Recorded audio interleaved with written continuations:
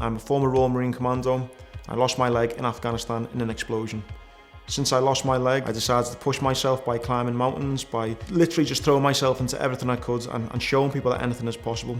I didn't just want to talk the talk, I wanted to walk the walk. And I went on to become the fastest single-leg amputee in the world, over 10,000 metres. And by telling my story, I've been lucky enough to go into schools and even was lucky enough to do a talk for the England football team before the World Cup. I think it's good to have your big dreams, for example, saving for retirement, but it's also important to focus on those real quick wins. If you're thinking of trying something new, do it now. I never thought in a million years that I'd be learning to ski and surf with one leg. If a one-legged lad from Bootle can make it to the top of the highest peak in South America, imagine what you could do. Life can be tough. My life is tough at the moment, trying to juggle school runs, walking the dog and trying to go to the gym.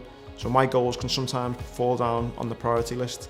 If you're struggling to prioritise a goal, maybe it's time to look elsewhere and seek new inspiration. Jumping out your comfort zone can be so nerve-wracking and can fill you with anxiety, fill you with fear. But believe me, from my own experiences, living on the edge of your comfort zone is where some of the best memories are made.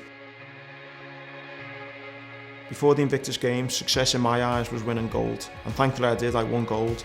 Not long after I finished my race, I met a little boy who had lost his leg. His mum came up to me and told me what an inspiration I would be for him. I felt quite guilty that actually this boy had found inspiration from me, and I actually hadn't even cared about trying to inspire him. Success can take many different forms, and for me, the big success of the Invictus Games was not the gold medal, it was the impact it had on other people. In 2018, I completed my first marathon.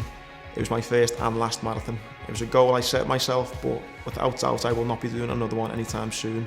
I trained and I trained and I trained, but when I hit about mile 18, despite me being on for a relatively good time, I felt like I'd been blown up all over again. There's a lot of learning outcomes from completing that marathon, and I'm in a much better position to focus on shorter-based running goals.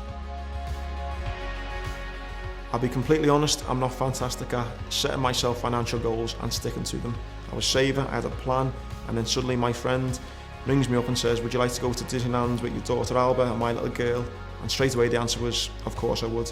So my one big goal is to be a bit more sensible when it comes to spending money and spoiling my little girl. I had to hold back from telling them not to dive as much because some of the dives I'd seen, I don't think I dove as much when I got blown up in Afghanistan. But the one big thing that really I wanted to try and hammer home to them is to just work for each other as a team and also not to dive.